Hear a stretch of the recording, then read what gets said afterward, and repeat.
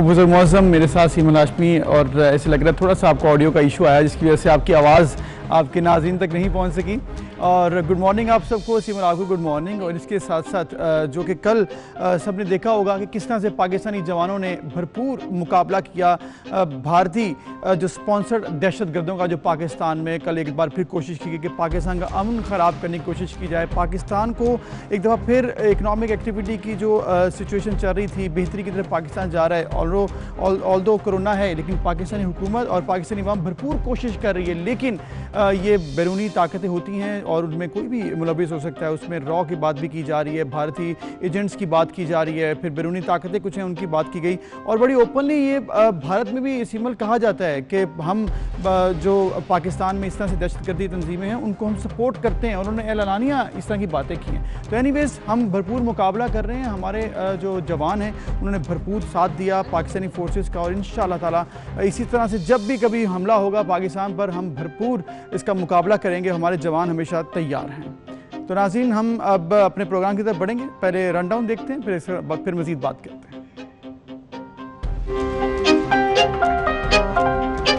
खाक में मिल गए पाकिस्तान के शेर जवानों ने दहशतगर्दों का सिर्फ 8 मिनट में काम तमाम अपने और इत्तेहादी मान गए। हुकूमत ने आसानी से कौमी असम्बली में बजट मंजूर करा लिया। ऑपोजिशन की कटौती की तमाम तहरीक कसरत राय से मुस्तरद। ऑपोजिशन अरकान ने बजट नामंजूर के नारे लगा दिए।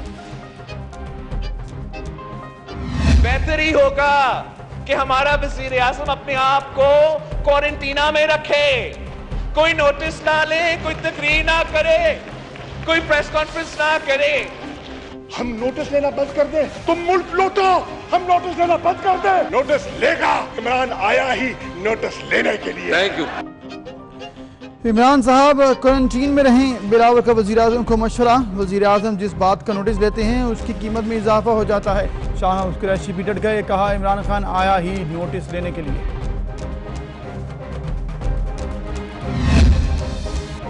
विफाक और सिंध फिर आमने सामने। वज़ीर आला सिंध ने विफाक के लिए टैक्स जमा करने से इनकार कर दिया। मुराद अली शाह कहते हैं हम अब विफाक के लिए टैक्स जमा नहीं करेंगे।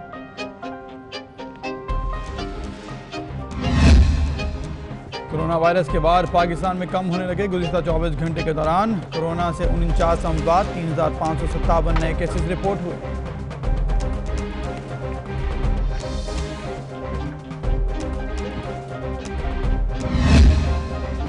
ईरानी जनरल कासिम सुलेमानी के कत्ल पर डोनाल्ड ट्रंप के वारंट गिरफ्तारी जारी। ईरान के अमरीकी सदर की हवालगी के लिए इंटरपोल को दरख्वास्त। जनवरी में जनरल कासिम अमरीकी ड्रोन हमले में मारे गए थे। इंटरपोल ने ईरान की दरख्वास्त को मुस्तरद कर दिया। दुनिया भर में आज पार्लियामेंटेरियंस का आलमी दिन मनाया जा रहा है।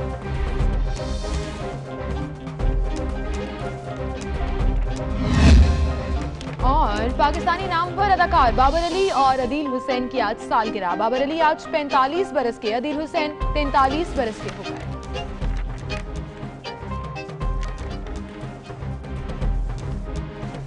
तो जी वेलकम। और एक बार फिर जिस तरह से हम बात करते सिमल पहले प्रोग्राम के आगाज़ में इंट्रोडक्शन में अपने के गुज़िश्ता रोज़ जो वाक़या पेश आया उस पर हम तफसीलन बात करेंगे। जिस तरह से हमला किया गया और भरपूर तरीके से उसको नाकाम बनाया गया हमारी फोर्सेस की जानिब से, हम उनको सलाम पेश करते हैं। मज़ीद भी इस पर बात करेंगे।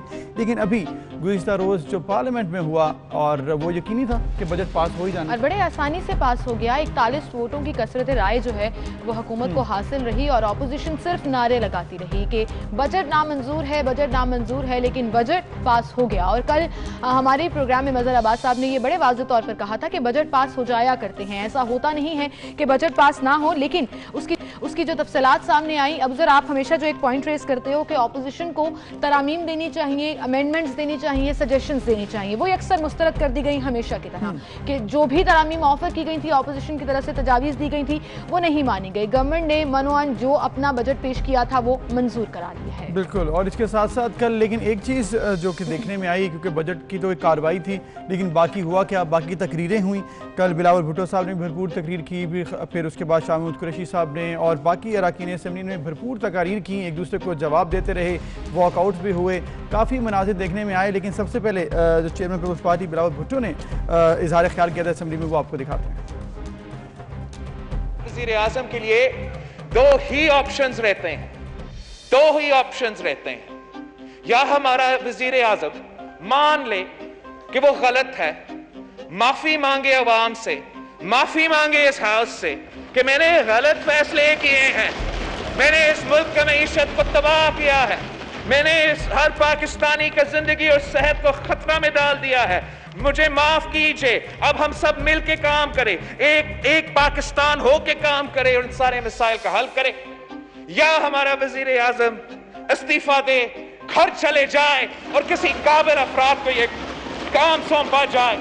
और ये लोग गरीब अवाम से जेब से चोरी करके बड़े बड़े ऑयल कंपनीज को प्रॉफिट दे रहे हैं। बेहतर ही होगा कि हमारा वजीर आजम अपने आप को क्वारंटीना में रखे, कोई नोटिस ना ले, कोई तकरीर ना करे, कोई प्रेस कॉन्फ्रेंस ना करे।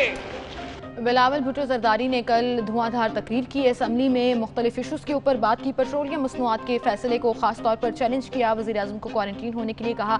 उसके जवाब में शाह महमूद कुरैशी साहब ने जो बजट सेशन के दौरान तकरीर की वो भी काफ़ी धुआंधार थी और उन्होंने कहा कि अगर आपको ये लगता है कि इमरान खान नोटिस ना ले तो ऐसा हो नहीं सकता, वो नोटिस लेने आए हैं और नोटिस लेते रहेंगे। सुनिए उन्होंने क्या कहा। तुम मुल्क लूटो, हम नोटिस लेना बंद कर दे, तुम कमीशन करो, किक्स टैक्स खाओ, हम नोटिस लेना बंद कर दे। नोटिस लेगा, इमरान आया ही नोटिस लेने के लिए। Thank you. सौदागर नहीं है, नजरिए का सौदा नहीं करेंगे। Imran Khan enjoys the confidence of the house, इस्तीफा नहीं देंगे। 100 जतन कर लिए, चट्टान की तरह अपनी जगह कायम है और कायम रहेंगे। अच्छा, इसके अलावा सिमल, जैसे कि बिलावल भुट्टो साहब और शाह महमूद कुरैशी साहब ने जो बातें की, लेकिन इसके अलावा नून लीग के सीनियर तरीन रहनुमा ख्वाजा आसिफ साहब भी इजहार ख्याल करते रहे और फवाद चौधरी के हवाले से उन्होंने बात की और वो भी काफ़ी मज़ा का एक रूप धारगी थी कि मैं आपके बारे में कुछ ऐसी बातें करूँगा जो कि फिर आप यहाँ बैठ नहीं सकेंगे। लेकिन उसके जवाब में भी वो कहते रहे कि क्या होगा क्या नहीं होगा, लेकिन स्पीकर ने इस बात को ठंडा कर दिया। लेकिन गुज़िश्ता रात नसीम ज़हरा 8 में ख्वाजा आसिफ साहब से उन्होंने पूछा, नसीम ज़हरा साहिबा ने जो कि हमारे सीनियर हैं, हमारे एंकर हैं और सीनियर साफ़ी हैं, उन्होंने पूछा ख्वाजा आसिफ साहब से कि क्या ऐसी बात है हमें वो बता दें। तो क्या कहा उन्होंने, आप देखते हैं। आज आपने बड़ी सनसनीखेज एक स्टेटमेंट दी नेशनल असेंबली में, सुनिए नाज़रीन। नसीम ज़हरा इत्नाइन में कल ख्वाजा आसिफ ने जो गुफ्तगू की, ऑब्वियसली हमारी कोशिश होती है कि कुछ चीज़ें अगर कहे बगैर रह जाएं असम्बली में या कहीं भी किसी भी फॉरम में तो हम वो निकालने की कोशिश करें। और बड़े ही तहम्मुल से, बड़े नफीस अंदाज में नसीम ज़हरा ने उनसे सवाल पूछा कि आप बताएं कि आपने ये स्टेटमेंट किस हवाले से दी थी, और ख्वाजा आसिफ ने उस पर जवाब भी दिया। और ये पूरा जो एक सियासी माहौल है ना बुजुर्ग, ये बड़ा कभी कभी एंटरटेनिंग हो जाता है। मुझे ऐसा लगता है सिर्फ असेंबली तक की बात थी, क्योंकि जब नसीम ज़हरा साहबा ने पूछा अपने प्रोग्राम नसीम ज़हरा 8 में, तो उस वक्त उन्होंने क्या कहा, मतलब मुझे लगा नहीं कि कोई जवाब था उनके पास। हम आपको सुनाते हैं, आज आपने बड़ी सनसनीखेज एक स्टेटमेंट दी नेशनल असेंबली में, सुनिए नाज़रीन। ਤੁਹਾਡੇ ਮੁਤਲਕ ਮੈਂ ਐਸੀਆਂ ਗੱਲਾਂ ਕਰਨ ਦਾ ਖੁਦਾ ਦੀ ਕਸਮ ਤੁਹਾਨੂੰ ਜਗ੍ਹਾ नहीं लभनी है सवाल ਦੇ ਵਿੱਚ।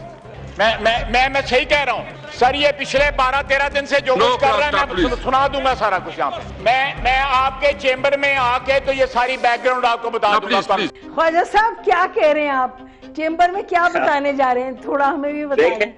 अगर मैंने बताना ही होता तो मैं वहां ही ना बता देता, तो इसका मतलब है मैंने कोई थोड़ा सा तो बता दें, मतलब अगर आप फवाद चौधरी की कोई पर्सनल बात कर रहे हैं तो छोड़ दें। मैंने अपनी जबान पे अगर कोई काबू रख लिया है तो Naseem, why you forcing me to tell everything on the media. अच्छा, आई थॉट समथिंग इंटरेस्टिंग को थोड़ा सा इस ग्लूम एंड डूम में कोई हंसी मजाक हो जाए।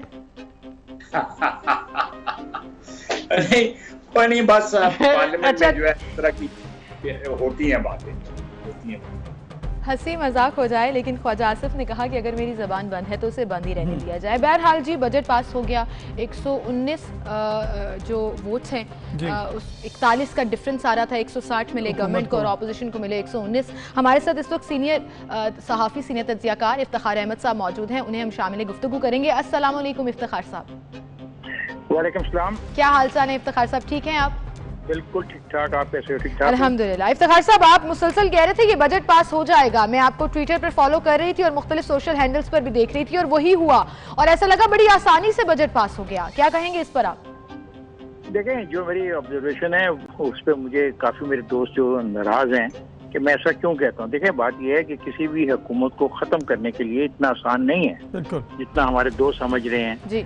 इसके लिए काम करना पड़ता है। लेकिन एक चीज़ जो बड़ी वार्निंग जो कामयाब हुई है, they don't have 172 numbers, they have 106 0, so they are less than 12 numbers जी। अगर कल उस वक्त कोई अक्लमंद आदमी होता और वो इसमें फसाद पैदा करना चाहता तो बड़ा खूबसूरत फसाद हो सकता था कि जनाब स्पीकर इनसे कहें कि हमें 172 वोट अभी लेकर दिखाएं। लेकिन इफ्तिखार साहब, हालांकि 172 वोट, इफ्तिखार साहब, लेकिन 172 वोट तो तब था जब पूरी नेशनल असेंबली के मेंबर होते हैं वो थे नहीं कल, क्योंकि कुछ को कोरोना है, शेख रशीद साहब भी नहीं थे, फिर 2 BNP के मिंगल के उन्होंने अगेंस्ट वोट दिया, तो ऑब्वियसली जो प्रेजेंस थी वो तो मुकम्मल भी नहीं थी। मेरे दोस्त, यही तो एक खामी है और यही तो उनकी कमजोरी सामने साफ आई है कि प्राइम मिनिस्टर के रवैये में तब्दीली के बावजूद और 2 साल में पहले पब्लिक डिनर के लिए बावजूद जो कि ग्राउंड में किया गया, वो 172 आदमी फ्लोर ऑफ द हाउस पे नहीं दिखा सके, 160 दिखा सके। अब आप 12 लोगों की जो आप कह रहे हैं कि वो शायद ना आए, तो इनको चाहिए पीटीआई को उन 12 बीमार लोगों के नाम रिलीज कर दे जी। ऐसा नहीं होता सियासत में, सियासत बड़ी खौफनाक चीज है। लेकिन आप ये भी तो देखिए इफ्तिखार साहब, ऑपोजिशन की भी अगर बात कर लें तो इजलास के आगाज में 130 मेंबर्स थे, मंजूरी के वक्त सिर्फ 119, तो नंबर गेम तो वहां भी खराब हुआ। नहीं, उसकी वजह मैं बताता हूँ। देखें, जब मुझे पता है कि मैंने एक गेम नहीं जीतनी, तो मेरे अगर 2 उठ के चले जाते हैं तो कोई फर्क नहीं पड़ता। लेकिन जिन्होंने साबित करना है कि they enjoy the majority of the house means 172 vote, जो सिंपल मेजॉरिटी है 172, ठीक है। उनके पास कल 172 नहीं थे, ये एक रियलिटी है। इसको कुछ संजीदगी से लेना चाहे नहीं लेना चाहे उसकी मर्जी है भाई, हम किसी को मजबूर नहीं कर सकते कि हमारी बातों को संजीदगी से लिया जाए। दूसरी बात यह है कि फरमाइए आप। जी आप कंटिन्यू कीजिए।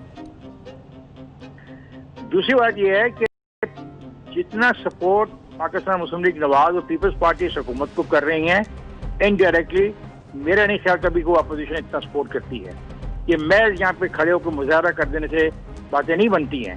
सवाल है कि जो इश्यूज हैं मुल्क के, बिल्कुल, क्या उन इश्यूज के ऊपर ये दोनों सियासी जमातें डे टू डे वर्किंग के बारे में कुछ कहती हैं, करती हैं। अब देखिए, पंजाब असेंबली में 150 से ज्यादा इनके MPs हैं, 150 से। मैंने आज तक नहीं देखा कि पंजाब असेंबली में उस दिन के वाकयात पर जो कत्ल होते हैं, जो डाके होते हैं, जो रेप होते हैं, जो लूटमार होती है, उस पर कोई बात करता हो। अब कल वो फरमा रहे थे, इमरान खान साहब ने कहा कि मैं करप्शन के दिफा के लिए इकट्ठे होने वाले माफिया को नहीं छोड़ूंगा। बड़े मजे की बात है कि इसका ही जवाब ये दे सकते हैं जी, किस करप्शन के माफिया की बात कर रहे हैं? वो कौन सा करप्शन का माफिया जो अभी भी काम कर रहा है? भाई 2 साल हो गए हैं आपको, 2 साल जी। 2 साल में भी अगर करप्शन माफिया काम कर रहा है तो फिर मैं इस पे क्या आपसे सवाल करूं? बिल्कुल सही कह रहे हैं आप इफ्तिखार साहब। ये काम है पार्लियामेंट के अरकान का कि वो ये सवालात रेज करें। वो आगे पर्सनल कर रहे हैं, वो भी जातियात पे उतरे हैं, वो भी जातियात पे उतरे हैं। बिल्कुल ठीक। इफ्तिखार साहब, लॉजिकल बात तो कोई नहीं करता है। एहतसाब का नारा लगा दिया जाता है, नोटिस का नारा लगा दिया जाता है, कल शाह महमूद कुरैशी ने भी लगाया, लेकिन उस नोटिस के बाद क्या होता है, क्या वाकई कार्रवाई हुई या नहीं, साबित हुई या नहीं, ये एक अलग कहानी है। Thank you so much Iftikhar साहब फॉर बीइंग विद अस। और हमेशा की तरह जैसे आपने ये बोला कि बजट मंजूर हो जाएगा, और इस तरह की बात जब आपने कहा कि कुछ लोगों को पसंद नहीं आती है, तो जाहिर है ऑपोजिशन के लोग थे जो शायद ये बहुत ज्यादा बढ़ चढ़ कर बयान कर रहे थे कि इस दफा बजट मंजूर नहीं होगा। बिल्कुल, लेकिन इसमें एक एडिशन मैं कर दूं कि जो आपने बजट मंजूरी की बात की, 41 वोट का कहा है, लेकिन अगर ये देखा जाए कि इस साल 41 थे तो पिछले साल 25 वोटों से सबकत थी, तो मतलब हुकूमत ये भी कह रही है कि हमें तो इस दफा 16 वोट ज्यादा मिले हैं। 25 पिछली दफा थे, इस दफा 41 का डिफरेंस है, मतलब 25 का डिफरेंस लास्ट ईयर था। तो इस तरह से देखा जाए तो फिर तो ऑब्वियसली नंबर गेम की इतनी इंपॉर्टेंस है नहीं। जो हुकूमत होती है हमेशा बजट पास करा लेती है। असल मामला वही है जो इफ्तिखार साहब ने कहा है कि क्या अपोजिशन सिर्फ बातों की हद तक अपोजिशन है कि उसके ऊपर अमल दरामद भी हो रहा है, सिर्फ प्रेस कॉन्फ्रेंसेज हो रही हैं, या फिर अमलन कुछ किया जा रहा है, वो नजर खैर इतना नहीं आ रहा। बिल्कुल सही। इसी के साथ हम एक ब्रेक की तरफ चलते हैं, दोबारा हाजिर होंगे, हमारे साथ रहिए।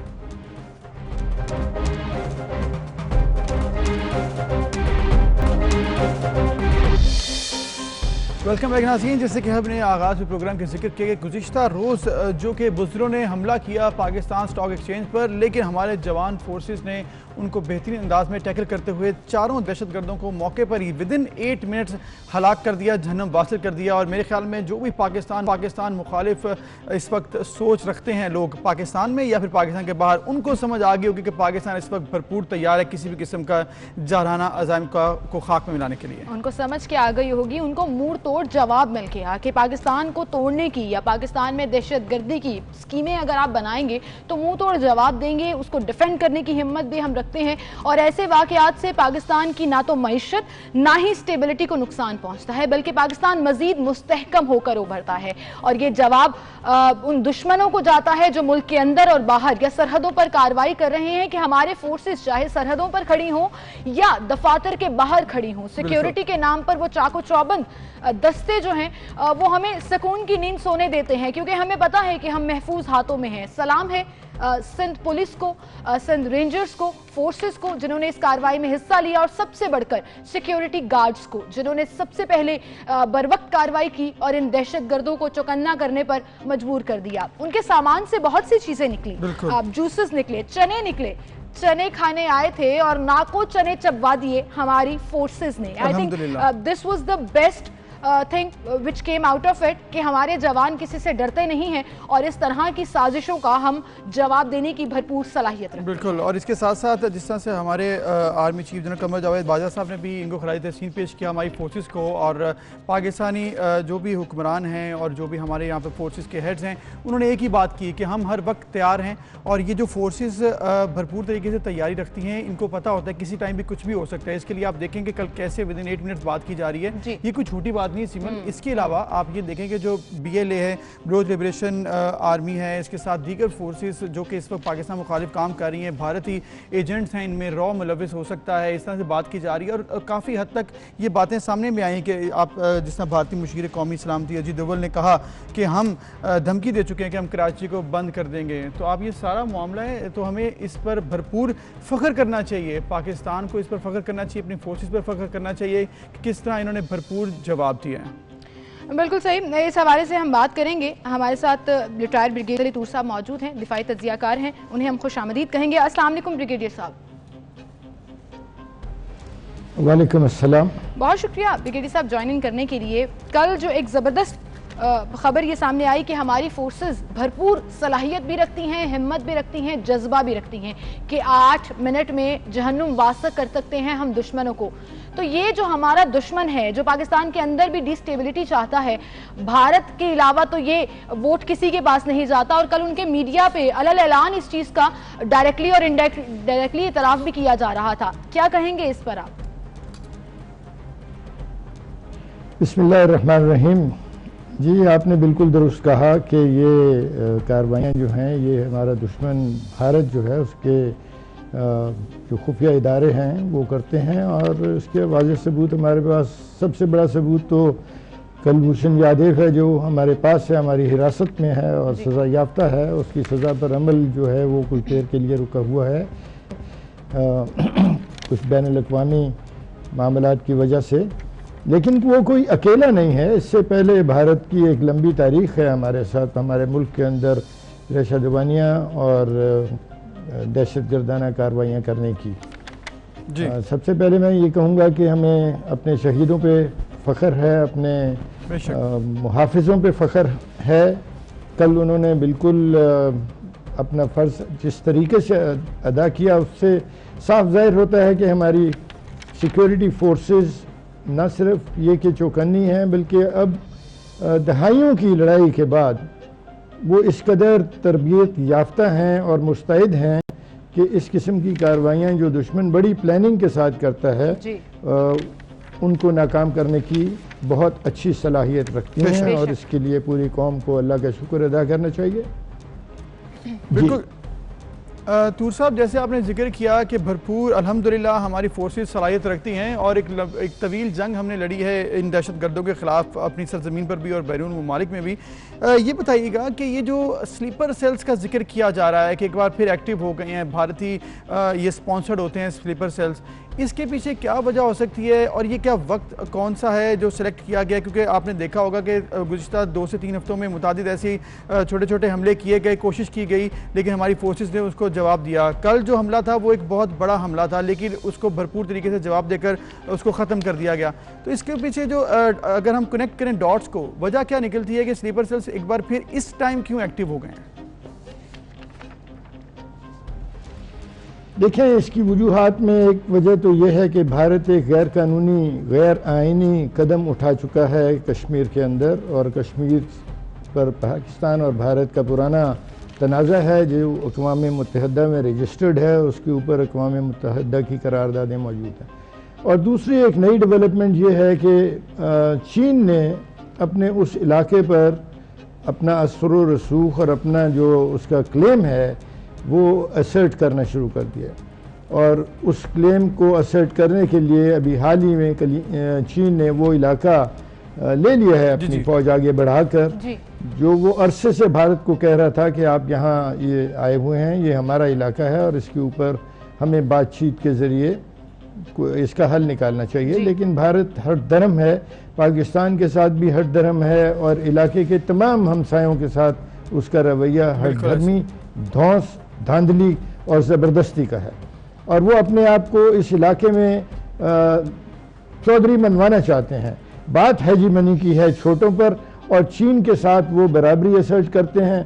अब चूंकि चीन की जो माशी तरक्की है उसका वो मुकाबला नहीं कर सकते, उसका मुकाबला तो अब दुनिया के बड़े बड़े चौधरी नहीं कर सकते, तो लिहाजा चीन ने इलाके के अंदर जो डेवलपमेंट के लिए जो उन्होंने अपनी पॉलिसी बनाई, उसके अंदर ये जो बेल्ट एंड रोड उनके प्रोजेक्ट्स हैं, और उसमें बहुत ही अहम प्रोजेक्ट सीपैक है, उससे भारत को प्रॉब्लम है, और वो सीपैक को हर कीमत पे रोकना चाहते हैं। और इसीलिए उन्होंने दुनिया के चौधरियों के साथ मुआहदा किया, और इलाके में पहले कहते रहे कि हम नॉन अलाइंड हैं। ये बड़ी खूबसूरत एक सिचुएशन है कि भारत जो गैर जानबदारी का दावा करता था, उसने अमेरिका के साथ मुआहदा कर लिया, और वो गैर जानबदारी की जो पॉलिसी थी वो हवा में उड़ गई।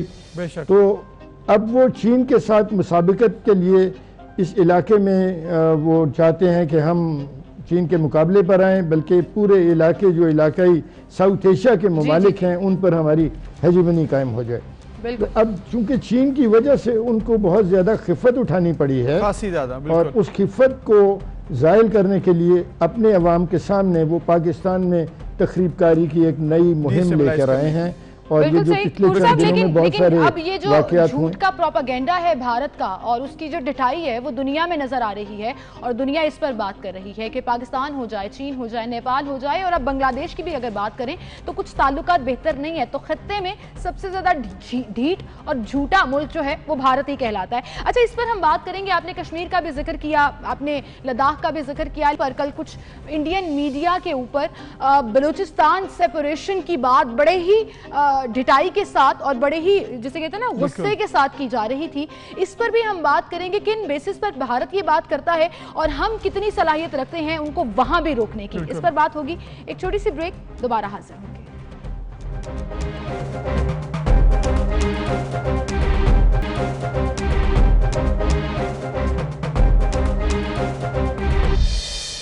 वेलकम बैक नाज़रीन। हम बात कर रहे हैं गुज़िश्ता रोज़ दहशतगर्दों के नाकाम हमले की, जो कि पाकिस्तान स्टॉक एक्सचेंज पर किया गया। लियाकत अली तूर साहब ब्रिगेडियर रिटायर्ड हमारे साथ मौजूद हैं, लेकिन अभी हमें ज्वाइन किया है ज़फ़र मोती वाला साहब ने, फॉर्मर डायरेक्टर हैं पाकिस्तान स्टॉक एक्सचेंज के, और उस वक्त जब ये हमला हुआ तो ये वहाँ पर मौजूद थे, यानी शाहिद हैं। इनसे हम बात करते हैं। ज़फ़र साहब अस्सलाम वालेकुम, आप खैरियत से हैं? जी बिल्कुल खैरियत से हूँ। जी ज़फ़र वाला साहब, आप उस वक्त, मोती वाला साहब, आप उस वक्त पार्किंग लॉट में मौजूद थे जब आपने बताया कि फायरिंग की आवाज़ें भी आ रही थी। 8 मिनट के अंदर अंदर हमारी सिक्योरिटी फोर्सेस ने इस पूरे ऑपरेशन को वाइंड अप कर दिया और जहन्नुम वासे कर दिया दहशतगर्दों को। स्टॉक एक्सचेंज पर हमला किस चीज़ की इंडिकेशन करता है, क्या कहेंगे आप?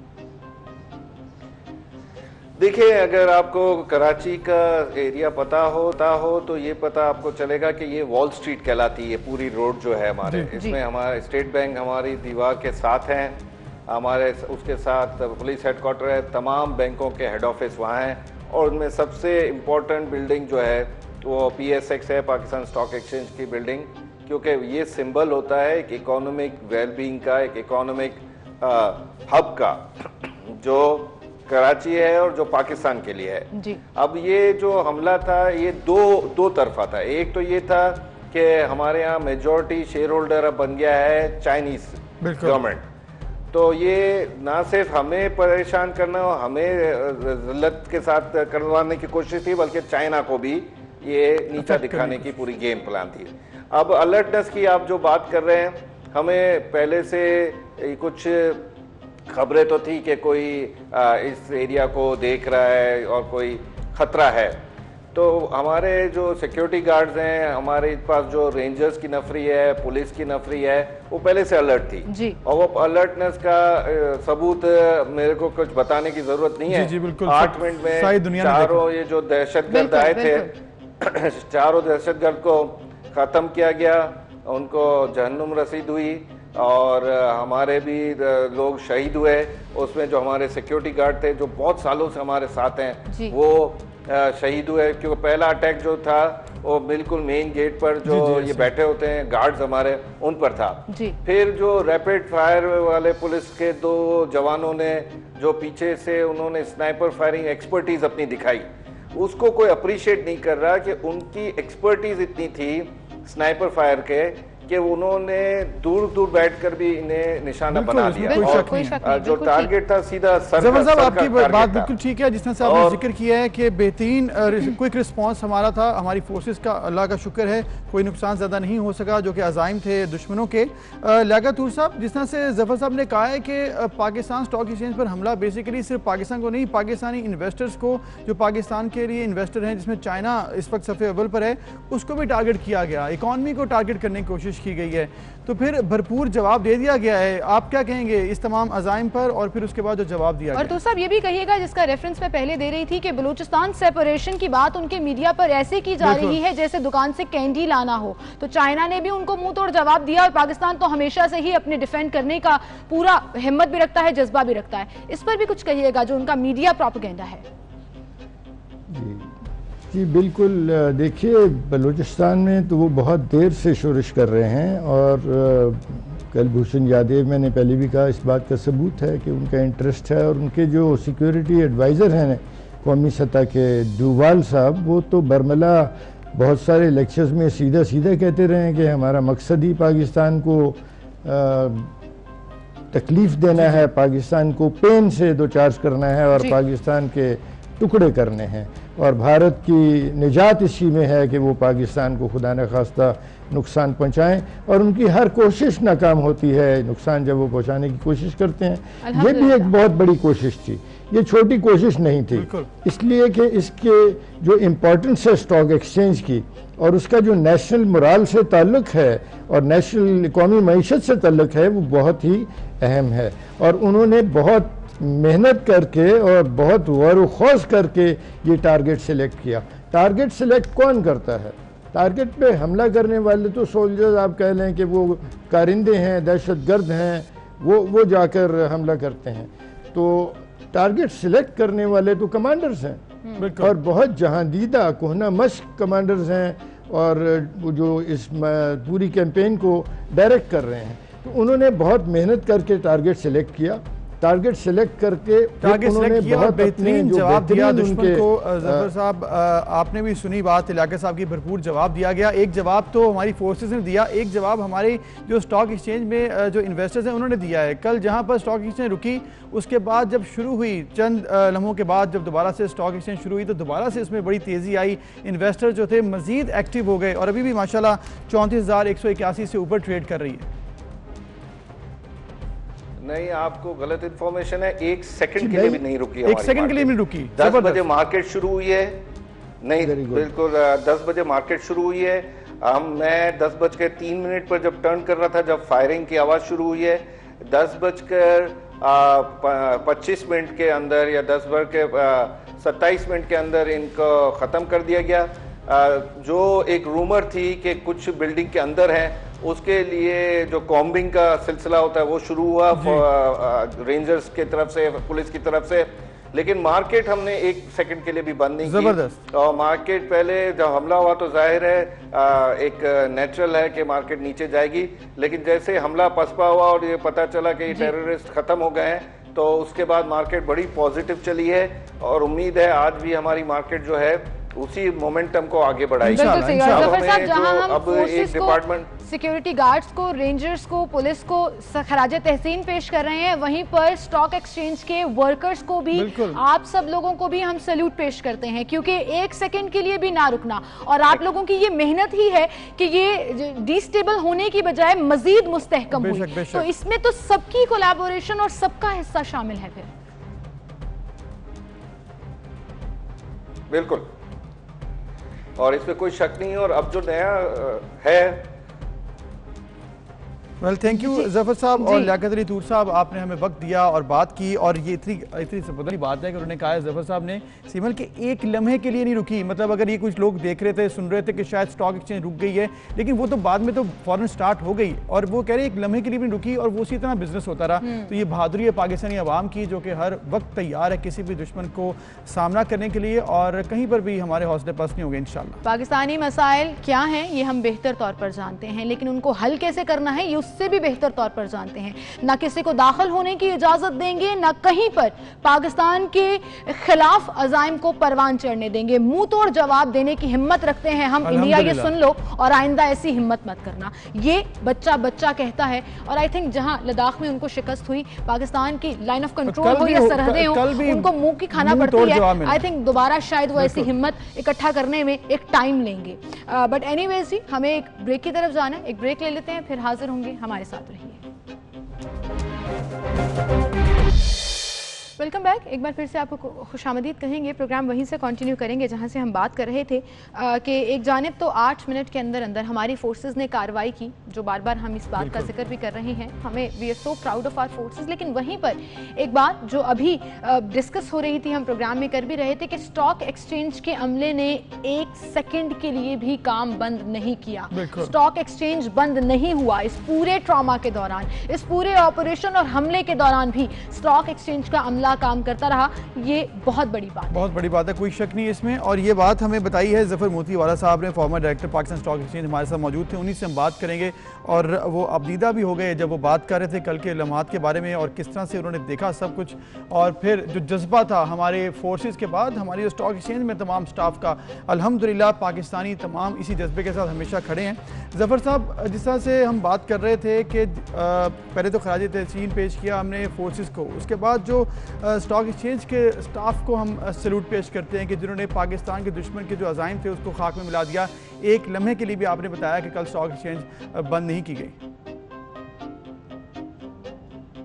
बिल्कुल, और इमोशनल इसलिए है कि ये जगह हमारे बाप दादा की है, हम लोगों ने इसको क्रिएट किया है।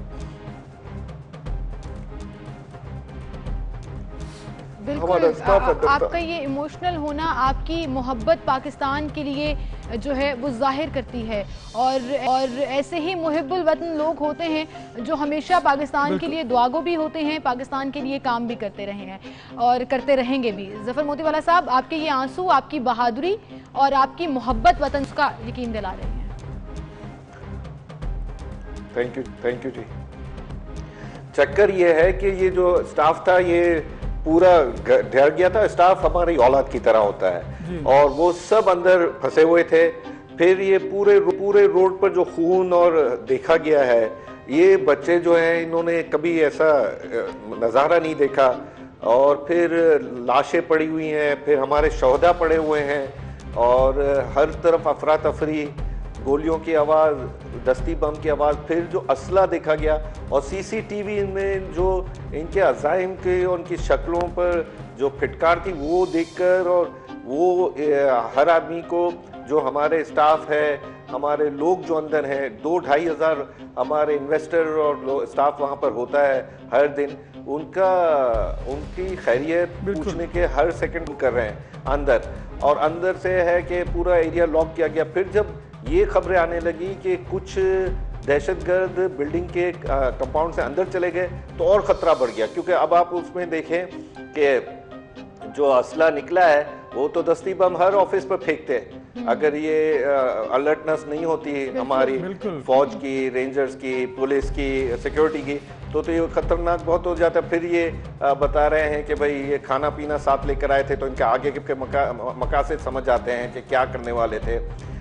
अभी एक डिपार्टमेंट जो है जिसको अप्रिशिएट नहीं कर रहे और समझ नहीं रहे लोग कि वो अब जो अब काम जिक्र आपने किया हमारी फोर्सेस का, वो तो हमने देखा और पूरी कौम और पूरी दुनिया उसको देख चुकी है। कल आपने जिस अंदाज से अपने बच्चों का जिक्र किया है कि स्टाफ आपकी औलाद जैसी है, और जो सिक्योरिटी गार्ड थे, बल्कि एक सिक्योरिटी गार्ड के बारे में बताया जा रहा था कि उनकी 2 दिन बाद रिटायरमेंट थी और वो जामे शहादत नोश उन्होंने किया। आपने उनके बड़े लंबा अरसा देखा होगा वहाँ पर अपनी ड्यूटी अंजाम देते हुए, और फिर जिस तरह से स्टाफ ने कल भरपूर जंग लड़ी है, ये आपने स्टॉक एक्सचेंज के अंदर जंग लड़ी है कि आपने कहीं पर भी हिम्मत नहीं आ रही, इस पर भी कुछ बताइए।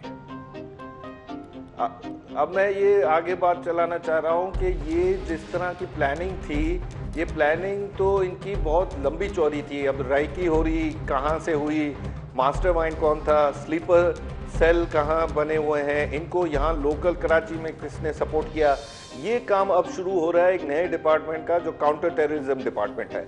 काउंटर टेररिज्म डिपार्टमेंट जो बड़ा फौरी तौर पर जब रेंजर्स ने, पुलिस ने और हमारे सिक्योरिटी गार्ड्स ने इनका ख़त्म कर दिया, तो काउंटर टेररिज्म वालों ने जो मवाद जमा करना शुरू किया है, उसी से पता चल गया है कि अब आगे की विदिन मेरे ख्याल में 24 घंटे या 48 घंटे में ये रिपोर्ट देने लगेंगे कि भाई ये किस तरह ये ज़फ़र मोतीवाला साहब, ये तमाम मनहूस और जितने भी पाकिस्तान के मुखालिफ अज़ाइम थे उनको नाकाम बनाया गया, और इंशाल्लाह फ्यूचर में भी हमारी फोर्सेस इसी तरह से क्विक रिस्पांस देती रहेंगी, और हर पाकिस्तानी को महसूस करना चाहिए कि पाकिस्तान जिनके हाथों में है, जिन फोर्सेस के हाथों में है, उसकी हिफाजत वो हमेशा कायम दायम रहेंगे। बहुत शुक्रिया ज़फ़र साहब, आपके जज्बात की हम कदर भी करते हैं और दुआ भी करते हैं कि हम सबको अल्लाह ताला जो है वो अपने हिफ्ज़ो ईमान में रखे और ये तमाम सिचुएशन पाकिस्तान के लिए हमेशा बेहतर ही रहे। बिल्कुल इंशाल्लाह ताला। और अब थोड़ा सा, क्योंकि इतनी हमने पाकिस्तान में जो कल हुआ है उसके ऊपर भरपूर मुकाबला किया, तो थोड़ा सा लाइटर अंदाज में अगर बात कर लें, हमारे पाकिस्तान के बहुत ही बेहतरीन मारूफ सिंगर सजाद अली साहब जो हैं, उनका हम जिक्र करते हैं कि कल उनकी एक वीडियो सोशल मीडिया पर बड़ी वायरल हुई। उनका एक पुराना गाना था सिमल, जो नए अंदाज में और नई जगह पर कल उन्होंने अपने सोशल मीडिया पर वायरल कर, मतलब जब वायरल हुआ तो सोशल मीडिया पर उन्होंने वीडियो जब लॉन्च की तो वायरल ऐसा हुआ कि फ़ौरन पूरी दुनिया में उनके जो फैंस थे दोबारा से क्या। मूविंग फॉरवर्ड, सोशल मीडिया की हम बात कर रहे हैं अबूज़र, और सोशल मीडिया के ऊपर कुछ एप्लीकेशंस ऐसी हैं जिसमें लोग अपनी एंटरटेनमेंट से उसको शुरू करते हैं, शौक बनाते हैं, फिर ऑब्सेस्ड हो जाते हैं, और ऑब्सेशन ऐसा होता है कि कुछ भी करने के लिए जब आप खतरनाक लिमिट्स क्रॉस करना शुरू करते हैं तो वो आपकी जान के लिए खतरा बन जाता है। और रिसेंटली कुछ ऐसी सोशल मीडिया पे आप मेरे ख्याल है जानती होंगी, पबजी, मैं उसी की बात करने लगी थी कि जहां पबजी को क्रिटिसाइज किया जा रहा है, वहीं कल एक अफसोसनाक वाकया टिकटॉक सोशल मीडिया पर कोई गेम हो या एप्लीकेशन हो, कोई भी एप्लीकेशन, स्नैपचैट है, टिकटॉक है, या पबजी गेम है या कोई और गेम है, वो इतनी आपको क्यों फोर्स करती है कि आप एक हद से ज़्यादा आगे निकल जाते हैं, उसके बाद आप अपनी ज़िंदगी से भी खेल लेते हैं, इसकी वजह क्या है आखिर? इस पर हम बात करेंगे। हमारे साथ साइकोलॉजिस्ट डॉक्टर जहां आरा मौजूद हैं। अस्सलाम वालेकुम डॉक्टर साहिबा।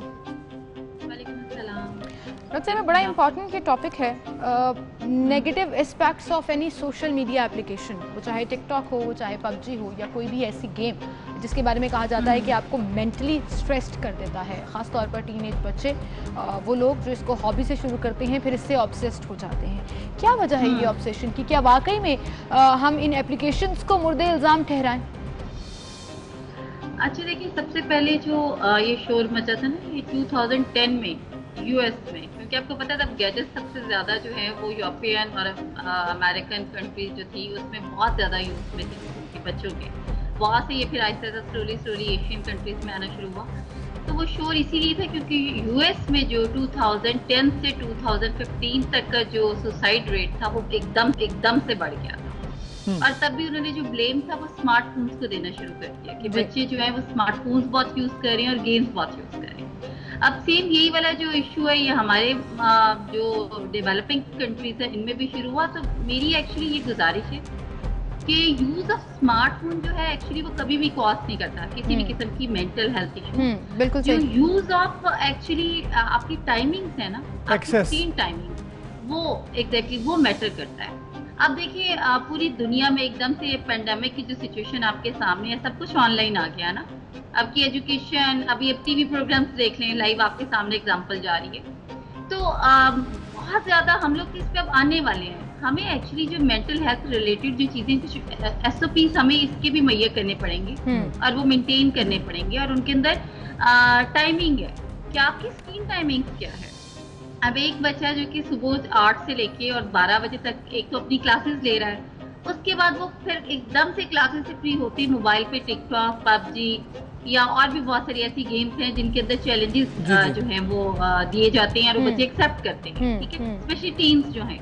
और उसके बाद उन चैलेंजेस में क्या होता है कि अच्छा आप लाइव सीन प्रेजेंट करते हैं, अच्छा आप किसी ऐसी जगह पे जाएं। अब यूजुअली जो नहर का भी आपने वाकया बताया तो बच्चे को ज्यादा कंफर्टेबल लगा होगा लाइव कोई भी सीन प्रेजेंट करने में, वो पानी का जो फ्लो है वो उसको ज्यादा कंफर्टेबल है। बिल्कुल बिल्कुल। और इसके अंदर क्योंकि नोटिस जो चीज नहीं की गई वो स्क्रीन टाइमिंग है। डॉक्टर साहब आपने जिक्र किया है चाहे वो टिकटॉक हो, पबजी गेम हो, आपको याद होगा ब्लू व्हेल भी एक गेम आई थी जिसमें चैलेंजेस होते थे और खुदकुशियां हो गई बाद में।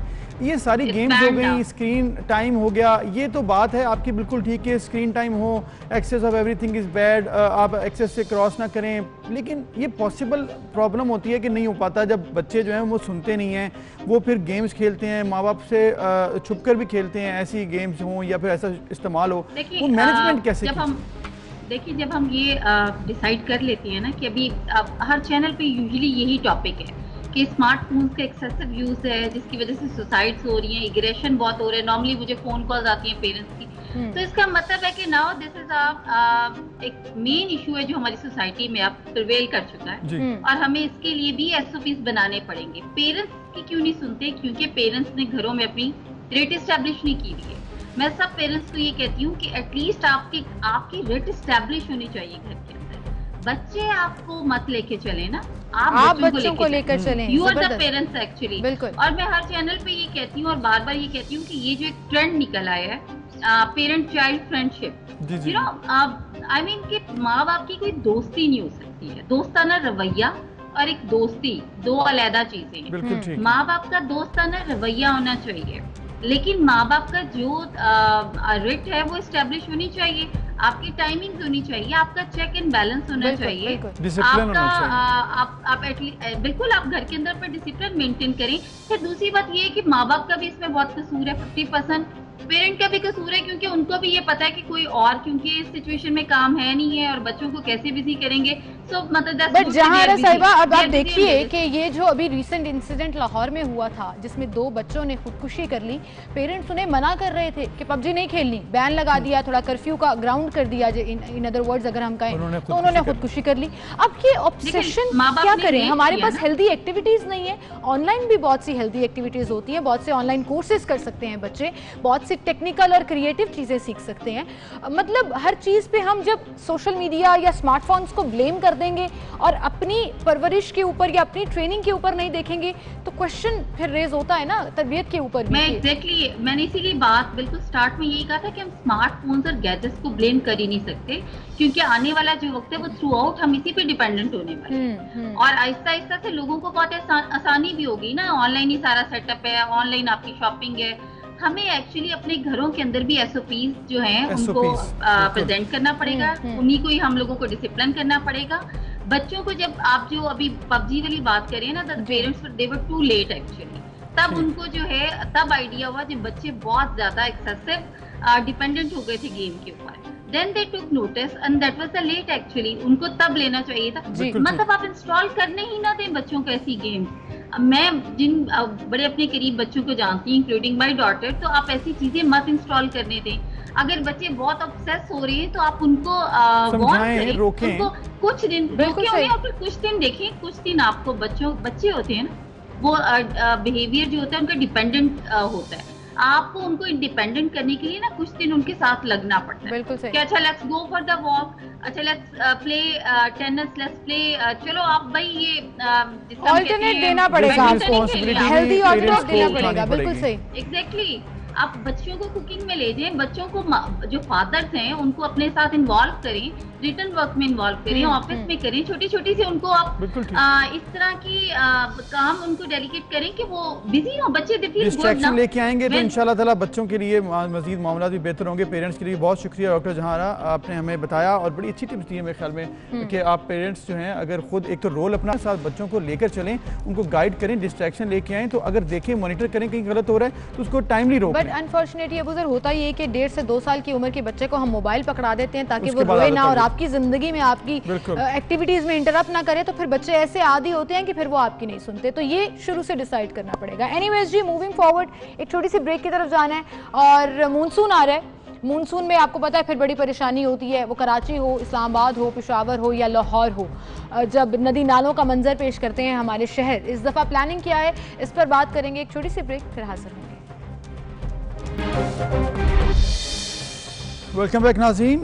मानसून का सीज़न है जहाँ पर बारिशों से आप लुत्फ़अंदोज़ होते हैं। वहीं पर एक और प्रॉब्लम हमें बहुत देखने में आता है पाकिस्तान में, चाहे कराची हो, लाहौर हो, पेशावर हो, गुजरांवाला हो, फैसलाबाद हो और दीगर शहर हों, कि बारिश का पानी ना सिर्फ खड़ा होता है सिमल, बल्कि वहाँ पर सड़कों पर शिकाफ भी पड़ जाते हैं। उसके अलावा एक और मसला है कि नदी नाले जो हैं उनमें जो कचरा होता है वो सड़कों पर उबल कर बाहर आ जाता है, जिससे शहरी मज़ीद परेशान हो जाते हैं। लेकिन इसके लिए जो तैयारियाँ की जाती हैं, हमेशा से ही हर जगह पर यह कहा जाता है कि करीबन 3 माह पहले से ही इसकी तैयारी शुरू कर दी जाती है, क्योंकि ये कोई इमरजेंसी सिचुएशन तो होती नहीं है।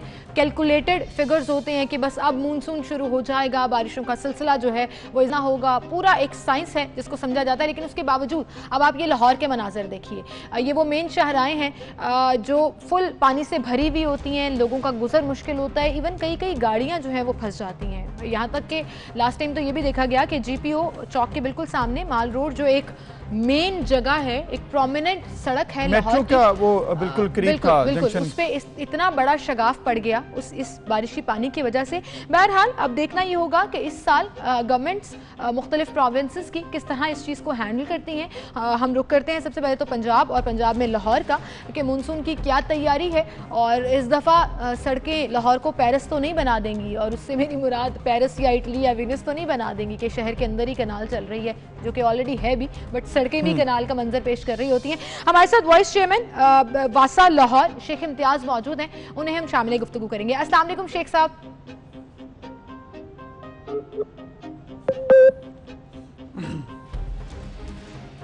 जी शेख साहब, आप सुन पा रहे हैं हमें? जी मैं बिल्कुल। शेख साहब, जैसे कि हमने जिक्र किया मानसून की तैयारी का, कल एक खबर पढ़ रहे थे वज़ीर आला पंजाब उस्मान बुज़दार साहब ने इज़हार बरहमी किया कि तैयारी नहीं की अब तक और लेट क्यों हो गए। लेकिन तैयारी आखिर क्यों हो जाता है हर दफ़ा ऐसे लेट? मानसून का तो पता है जुलाई में आ जानी है, तो फिर तैयारी क्यों नहीं टाइमली होती? मानसून की मुख्तलिफ किस्म की तैयारियाँ होती हैं जो 3 महीने पहले, जैसा कि आपने जिक्र भी किया, वो शुरू हो जाती हैं। जैसा कि जो पूरे सिस्टम की डिसिल्टिंग होती है, सीवरेज सिस्टम की पहले सबसे डिसिल्टिंग होती है, फिर जो नाले हैं, बड़े ड्रेन जो हैं, उनको सब की सफाई की जाती है बॉटम लेवल तक जाके क्रेनों के साथ। और इसके बाद जब हमारे जो पंपिंग स्टेशंस हैं, जिसको हम डिस्पोजल्स कहते हैं, उनको जो है वो तैयार किया जाता है, उनको मुख्तलिफ मोटरों को चेक किया जाता है। उसके बाद उसमें उनकी अगर अपग्रेडिंग होनी हो, अगर रिपेयर होनी हो तो वो की जाती है। फिर उनको अब 2 मुख्तलिफ फेजेस में किया जाता है बिजली। अगर एक बिजली की लाइन ना आती हो तो दूसरी हो, अगर दूसरी भी ना आती हो तो जनरेटर सिस्टम उसका जो है वो ऑन हो। और उसके बाद जब हम करीब पहुँचते हैं तो फिर हम मुख्तलिफ लीडरशिपी इलाके जो लाहौर के हैं उनमें वासा की तरफ से कैंप्स लगाते हैं जी। और वो कैंप जो हैं वो लोगों की हेल्प के लिए और पानी के फ्लो को बेहतर बनाने के लिए वहाँ पे हम वक्त जो हैं वो मौजूद होते हैं। और ये सारी तैयारियाँ, और इसके अलावा हमने कुछ एक्स्ट्रा तैयारियाँ इजाफा की थी जिन पे काम शुरू हो चुका हुआ था। जैसे कि GPO में एडिशनल पंप हमने लगाने थे, वो लगे हुए हैं। और मखनूम रोड पे जो चौक है उस पे एडिशनल लगाने थे, वो भी लगे हुए हैं। तो इम्तियाज साहब, अगर इतनी तैयारियां हो गई हैं जैसा कि आप बता रहे हैं, तो फिर वज़ीर आला साहब को ने बरहमी का इजहार क्यों किया? वो किस किस्म की तैयारियों की बात कर रहे थे, अगर आप ये कह रहे हैं कि वासा ने इतनी तैयारियां कर ली हैं तो?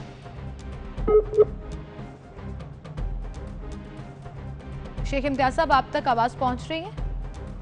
आई थिंक सिग्नल की वजह से हमारी कनेक्टिविटी होगी, लेकिन जो एक जो रिक्वायरमेंट होती है, प्रॉपर रिक्वायरमेंट शायद उस तरह से पूरी ना हुई हो। लेकिन ये भी होता है कि ऑन ग्राउंड तैयारी कितनी है, that's another matter. On paper और ऑन जिसे कहते हैं ना मीटिंग्स, तैयारी कितनी है, वो हमेशा से डिफरेंट होती है। ये हमेशा से आया है ऐसे मसला। अच्छा, एक और चीज़ इसमें देखनी होगी कि आपकी बजटिंग किस तरह से है। एक बड़ा इशू आता है कि बजट क्या इनको ठीक मिलता है, क्या इनके मुताबिक होता है, फिर उसकी एग्जीक्यूशन, उसकी इम्प्लीमेंटेशन कैसी है।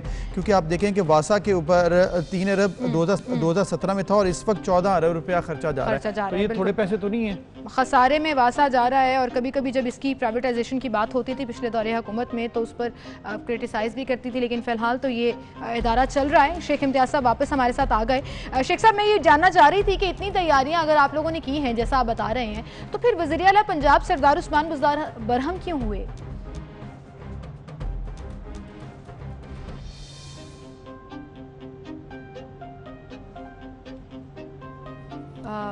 दिवाली आप इतना बार बार ये पूछ रही हैं और वो हर दफा हमारा नेट जो है ना वो इसका जवाब देने के लिए तैयार नहीं। मुझे लगता है मुझे ये सवाल स्किप करना पड़ेगा। कोई और सवाल कर लेते हैं, क्योंकि ये सवाल तो आवाज आ रही है। हेलो, तुमको अगर कॉल पे ले लेना तो मेरे ख्याल में बेहतरी हो जाए। अच्छा, इसके अलावा जिस तरह से मैं बात कर रहा था कि अगर आप हर दफ़ा हम लोग हिसाब तो लगा लेते हैं कि लाहौर में 139 मिलीमीटर बारिश हुई जुलाई में 2018 में, उसके बाद 112, ये मिलीमीटर्स का हिसाब किताब में तो हम लोग बहुत तेज़ हैं कि जी 118 हो गई, 139 हो गई, फिर 147 हो गई। रिकॉर्ड टूट गया। मसला ये है कि रिकॉर्ड टूट जाएगा, 147 मिलीमीटर है। प्रॉब्लम ये है कि जब आपको मालूम है कि हर साल बारिश होनी है, हर साल आपके पानी वहाँ पर मेन नशेबी इलाकों में खड़ा होना है, अंदरून शहर है, ये पुराने इलाके हैं, हॉटस्पॉट्स हैं जो हमेशा मतलब ऐसे होता है कि सिर्फ साल बदलता है, तस्वीर वही रहती है, हर दफा ऐसे लगता था। तो फिर ऐसा क्यों है? मतलब अच्छा, आपका क्या अंदाजा है, इस दफा पानी खड़ा होगा या नहीं होगा? मुझे इंतजामात बेहतर लगेंगे आपको? मेरे देखें, उम्मीद पे हम लोग बैठे हैं, उम्मीद तो है, लेकिन मुझे लग रहा है कि थोड़ी सी तैयारी, क्योंकि इस दफ़ा इन्होंने जून में ही अच्छी खासी मीटिंग्स कर ली थी और कहा था कि प्रॉपर टाइम दिया जाएगा इसको। लेकिन अब फिर आप वही बात है कि वज़ीर आला फिर बरहम क्यों है, इसका मतलब तैयारी ऑन ग्राउंड नजर नहीं आई। जी, शेख इम्तियाज साहब हमारे साथ लाइन पर वापस आ चुके हैं, उन्हें हम सामने गुफ्तगू कर लेते हैं। जी शेख साहब, अब मैं सवाल रिपीट करूँ या आगे बढ़ जाऊँ और अगला सवाल कर लूँ? सवाल का जवाब जो है मैं आपको पहले देना चाहूँगा। जी जी जरूर। अच्छा, वो ऐसा है कि कुछ इलाके थे जो नशेबी इलाके, जैसे लॉरेंस गार्डन के, तो वहाँ पे पूरा एक समझ लें कि दरिया ही खड़ा था। वहाँ हमने ना स्टोरेज टैंक एक बनाने का काम शुरू किया था कि जो पानी टोटल जो वहाँ पे खड़ा होता है वो स्टोरेज हो जाए, जो अंडरग्राउंड एक टैंक बड़ा बनाना था। तो वो उस पे काम जो है वो कोरोना की वजह से थोड़ा डिले हुआ है और वो भी ऑलमोस्ट बड़ी दिन रात अभी भी लगे हुए हैं और इंशाल्लाह ताला आप देखेंगे कि वो आधे से ज़्यादा टैंक मुकम्मल हो गया है। अगले 10-12 दिन में इंशाल्लाह तो फुली मुकम्मल हो जाएगा। अच्छा शेख साहब, ये तो आपने बता दिया कि आपके जो पेंडिंग काम थे उस पर उन्होंने बरहमी का इज़हार की, तो अच्छी बात होगी कि वक्त पे ही बरहमी कर ली ताकि लेट ना हो जाए और आप वक्त पे काम मुकम्मल कर लें। इसके अलावा एक और इशू जो हम जिक्र करना चाहेंगे, आपके बजट का और उसकी एलोकेशन का, और उसके बाद फिर उसकी इम्प्लीमेंटेशन, फिर आप एग्जीक्यूट उसको कैसे करते हैं। वो इस दफ़ा आपको मिला 14 अरब 14.46 अरब रुपया। तो एक तो इसकी एग्जीक्यूशन बताइएगा क्या ठीक तरीके से हो गई थी पिछले साल बजट में, और दूसरी बात ये कि जो सफाई की कंपनीज हैं जिसमें LWMC है और दीगर प्राइवेट कंपनीज हैं इंटरनेशनल, क्या वो काम ठीक कर रही हैं? आपके साथ कोऑर्डिनेशन है? जी बिल्कुल, हमारी उनके साथ कोऑर्डिनेशन होती है और उनका जो काम होता है जैसे गली ग्रीटिंग हम कहते हैं, जो आप बिल्कुल रोड के साइड पे आपने देखा होगा कि ट्रेन में या सीवरेज में जाने के लिए छोटे छोटे वो होल बने होते हैं, वहाँ पे मिट्टी जम जाती है, तो गली ग्रीटिंग वगैरह उनकी ड्यूटी होती है और वो करते हैं। वो हमारी उनकी मीटिंग जो है वो पहले से जो है वो काफी देर पहले शुरू हो जाती होती है। और इसके अलावा जो हम सिल्ट निकालते हैं गटरों में से या ड्रेन में से, तो उसको उठाने का काम तो हम मिलजुल कर लेते हैं, काफी काम वो कर देते हैं।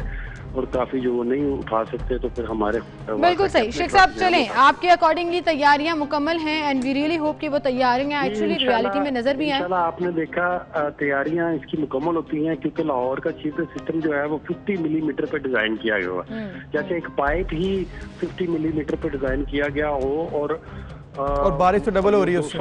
कंप्लीटली एग्री, लेकिन कितनी जल्दी उस पानी को निकाल दिया जाता है बारिश रुकने के बाद, that's what matters. And I really hope कि परफॉर्मेंस जो है इस दफा हमें वासा की नजर आएगी, ना सिर्फ लाहौर में बल्कि कराची, पेशावर, कोयटा और पाकिस्तान के हर शहर में। अगर हर इदारा जो भी मुतल्लिका इदारा है वो विजिलेंट रहे तो ये मूनसून को हम ओवरकम कर सकते हैं। Thank you so much Sheikh sahab for being with us. और ब्रेक की तरफ जाना है जी, फिर मिलते हैं।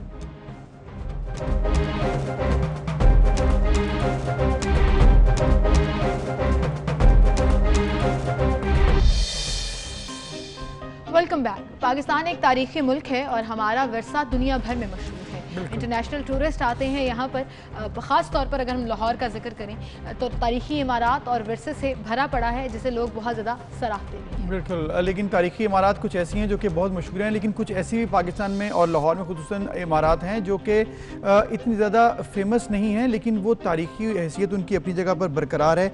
तो ऐसे ही एक व्लॉगर हैं जिन्होंने इन सब को कवर किया और यूट्यूब पर, सोशल मीडिया पर अपने अकाउंट्स पर उन्होंने शेयर किया, जिससे अब BBC ने भी इनकी रिपोर्ट बनाकर शेयर की है। तो हमारे साथ मौजूद हैं साद जाहिद साहब और उनको हम वेलकम करते हैं। Saad welcome, thank you very much. पहले तो आप आए और वेल डन, आप जो काम कर रहे हैं पाकिस्तान की खिदमत कर रहे हैं। तो बताएं पहले, सबसे पहले कि शौक़ कैसे पैदा हुआ और फिर अभी तक क्या क्या कवर किया आपने। थैंक यू सो मच जी अपने प्रोग्राम में मदऊ करने के लिए।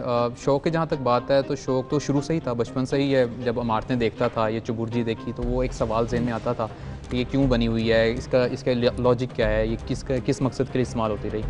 तो शुरू से इस चीज़ का शौक़ था। लेकिन यूनिवर्सिटी में, जब मैं पंजाब यूनिवर्सिटी में था, सहाफ़त का मैं तालिब इल्म हूँ, तो उस वक्त हमारी एक मैडम थी हुमा सदफ़ उनका नाम है, PTV में होती हैं। ठीक है। उन्होंने हमें कुछ पैकेज बनाने के लिए दिया, तो मैंने अपनी मर्ज़ी से हिस्टोरिकल प्लेस पे बनाने का फ़ैसला किया। तो उस वक्त मैं चुबुर्जी में पहली दफ़ा मैं अंदर गया और उसकी मैंने सारा देखा। हमेशा बाहर से गुजर के देख लेता था, जब अंदर से देखा तो और ज़्यादा शौक़ पैदा हुआ कि अंदर से नहीं, बाहर से, और पूरा ऊपर छत और सब कुछ। तो वो फिर छत पे गया और सब कुछ जब वो देखा तो ऐसे मुझे लगा कि मेरी शायद इन बिल्डिंग के साथ कोई बाउंडिंग हो गई है, वो अटैचमेंट हो गई है उसके साथ। तो फिर वो बनाया और उस पर भरपूर मेहनत की और काफ़ी मेरा क्लास का सबसे अच्छा अल्हम्दुलिल्लाह पैकेज बना। तो उसके बाद फिर सिलसिला ये चला और चलता जा रहा है और आलमोस्ट मुझे ये 2-3 साल हो चुके हैं, लेकिन पिछले 1 साल से इसको बाकायदा एक यू कैन से मिशन के तौर पर उसको मैं कर रहा हूँ। अच्छा, फ्रंट लाइन बिल्डिंग्स को तो हर कोई कवर कर लेता है, इंटरनेशनल मीडिया हो या पाकिस्तानी मीडिया हो। बहुत कम ऐसे लोग हैं जो बैक फ्रंट पे जो हमारी हिस्टोरिकल बिल्डिंग्स हैं, जैसे फॉर एग्जांपल लाहौर में मैं बात करूँ ज़ेबुन्निसा का मकबरा, ख्वाजा बहादुर का मकबरा आपने जो कवर किया, फ्रंट लाइन पर वो नहीं है, लेकिन वो एग्जिस्ट करती हैं और उतने ही 100 साल पुरानी हैं, उसकी तारीखी अहमियत उतनी है। इन बिल्डिंग्स को हाईलाइट करने का आपका मकसद क्या था? देखिए, मैंने पहले भी एक अपने इंटरव्यू में भी कहा था, जब BBC पे मैंने किया था कि मैं इन बिल्डिंग्स को हाईलाइट इसीलिए करता हूँ क्योंकि इनको कोई हाईलाइट नहीं करता। और अगर आप गौर करें, अगर आप थोड़ी सी रिसर्च करें और साथ बल्कि जब भी आप हो तो जाके देखिएगा कि गलियों के अंदर आ चुके हैं और उनके जो बड़े बड़े बाग हुआ करते थे वो सारे बाग ख़त्म हो चुके हैं और वो आहिस्ता आहिस्ता करीब आते आते आते वो बिल्डिंग का एक हिस्सा या 2 हिस्से कोई बाकियात वो नज़र आती हैं। तो इनको कवर करने की रीज़न ही यही थी कि इनको कोई कवर नहीं करता और जो इनकी हालत हुई है, जो जिस तरह का हमने इनके साथ सलूक किया है, हमारी लोकल ने, वहाँ की जो कम्युनिटी है या उधर के जो रिहायशी हैं, इलाके मकीन है, उन्होंने इसके साथ बड़ी ज़्यादतियाँ की हैं। तो उस वक्त ही मैंने ये फैसला किया था कि अपने तक जितना मुमकिन हो सके इसको हाईलाइट करूँगा। आपने कहा है कि जो लोगों ने, रिहायशियों ने बड़ी ज़्यादती की इनके साथ, मेरे ख्याल में इससे ज़्यादा बड़ी जो जिम्मेदारी थी वो इंतज़ामिया की होती है, हेरिटेज डिपार्टमेंट की होती है, जो आपका विरसे को संभालता है, उसकी जिम्मेदारी है। जो मेन बिल्डिंग्स हैं उनका नहीं अच्छे तरीके से इन्होंने कवर किया उसको, बल्कि बहुत ज़्यादा जब बात बनी, मीडिया पर आई, तो फिर उसके बाद उनको अब रेनोवेट किया जा रहा है। तो ये तो फिर ऑब्वियसली बड़े बाद में इनकी प्रेफरेंस होनी थी, तो उनकी भी जिम्मेदारी होती है। आपने खुद देखा है क्या हालात थे वहाँ पर, क्या लगा है कभी पैसा लगा इस पर? कभी नहीं। देखिए, जो फ्रंट लाइन की आपने बिल्डिंग्स की बात की है, मैंने इसको कैटेगराइज किया हुआ है, A class, B class, C class. A class है जिस तरह हमारे यहाँ बादशाही मस्जिद हो गई, शाही किला हो गया, इस पर तो सब काम कर रहे होते हैं क्योंकि यहाँ पर लोगों ने आना होता है, दुनिया की नज़रों में है। B क्लास है जो थोड़ा सा फ्रंट पे है लेकिन उस पर काम नहीं हुआ। और एक है C क्लास। A क्लास को मुझे टच करने की ज़रूरत ही नहीं पड़ी क्योंकि उस पर ऑलरेडी काम है। B क्लास को अगर थोड़ा सा अगर हाईलाइट किया जाए तो उस पर काम हो सकता है। मेरा जो टारगेट एरिया है वो C क्लास है, जो बिल्कुल गलियों के अंदर आ चुके हैं, जिनके ऊपर कोई काम नहीं हुआ। जहाँ तक आपने बात की कि उनकी हालत क्या है, तो हालत ये है कि मतलब 2-2 फुट वहाँ पे कूड़ा पड़ा हुआ है। अच्छा। उसके ऊपर ताले लगे हुए हैं और दीवारें उसकी गिरा के और उसको अपने घर में शामिल कर लिया गया है। और सूरत हाल ऐसी है कि मतलब आप देखें तो मुझे ऐसा जो एक तालिब इल्म है सहाफ़त का, उसने तो ये समझा कि यार इसको हाईलाइट करना चाहिए। मसाजिद भी हैं और इसके अलावा हवेलियां भी सारी जो आप कवर करते हैं। मकबरे और मसाजिद जो हैं वो आपको मूलिया दौर के मिल जाते हैं और हवेलियां सिख इराकी मिलती हैं। जहां आपकी ऑब्वियसली बीबीसी ने रिकॉग्नाइज की आपकी ये तमाम वीडियोस, जहां पर आप हाईलाइट कर रहे हैं कि हमारे पास ये तारीख़ी विरसा है, वहीं पर एक मैसेज और एक डिपार्टमेंट के लिए सवालिया निशान भी आप छोड़ रहे हैं कि फॉर एग्जाम्पल आर्कियोलॉजी डिपार्टमेंट क्या कर रहा है, क्या उनको नहीं पता कि ये हिस्टोरिकल पॉइंट्स हैं जिनको सेव करना है? तो कभी किसी हुकाम ने आपसे रब्ता किया हो, आर्कियोलॉजी डिपार्टमेंट की किसी तरफ से आपकी बात हुई हो और इस चीज़ को हाईलाइट आपने डिपार्टमेंटल लेवल पर भी किया हो? अच्छा, इसमें यह है कि मैं तो 1.5 साल पहले इससे प्रॉपर मैंने आपको बताया शुरू किया था, तब तक मेरा वो एक शेर है कि तू मेहनत करते मेहनत दा सिला जाने खुदा जाने, तू दीवा बाल के रख जा हवा जाने खुदा जाने। तो मैं तो मेहनत कर रहा था और मुसलसल कर रहा था। मैंने कभी ये नहीं सोचा कि इसके रिस्पांस आ रहा है कि नहीं आ रहा, कोई डिपार्टमेंट मेरी बात सुन रहा है कि नहीं सुन रहा। मतलब आप अपनी कोशिश कर रहे हैं और उम्मीद करते हैं कि ये जो देखने वाले इंतजामिया जिनका ये काम है, इनको हेरिटेज को कवर करना, वो भी करें, उस पर पैसे लगाएं। अच्छा, लाहौर के अलावा आपका प्लान है किसी और शहर, मुल्तान, फैसलाबाद, गुजरांवाला या सिंध तक जाने का? अच्छा, मेरे जाने का इत्तेफाक अभी चोलिस्तान का हुआ है। चोलिस्तान में वो 1000-1500 साल पुराने जो किले बने हुए हैं हिंदू महाराजाओं के बने हुए, उनको मैंने हाईलाइट किया था। मेन चीज़ ये है कि आपके पास सोर्सेज कितने हैं, अगर सोर्सेज अवेलेबल हों तो फिर जाहिर सी बात है हर किसी का दिल करता है। Specially when you working independent, but आपका हौसला जो है वही आपकी ताकत है, इसको कंटिन्यू रखिएगा। पाकिस्तान का जहां खूबसूरत चेहरा आप दुनिया में दिखा रहे हैं, ये क्वेश्चन रेज जरूर करते रहिएगा ताकि डिपार्टमेंट्स जो हैं वो अपने तय काम जो है वो अच्छे तरीके से इंशाल्लाह। Thank you so much. और हम उम्मीद करते हैं कि डिपार्टमेंट देखेंगे और हमारे जो तारीखी विरसा है इसको संभालेंगे, क्योंकि इन्हीं का काम है, इन्हीं की जिम्मेदारी है। तो इस पर पैसे लगाएं, सिर्फ ऑफिस में मत बैठे, देखिए जाके हालात क्या हैं इन तारीखी इमारत के। बिल्कुल, इसी के साथ हम आपसे इजाजत चाहेंगे। इंशाल्लाह कल सेम टाइम पर फिर से मुलाकात होगी। अपना बहुत ख्याल रखिएगा। अल्लाह हाफिज।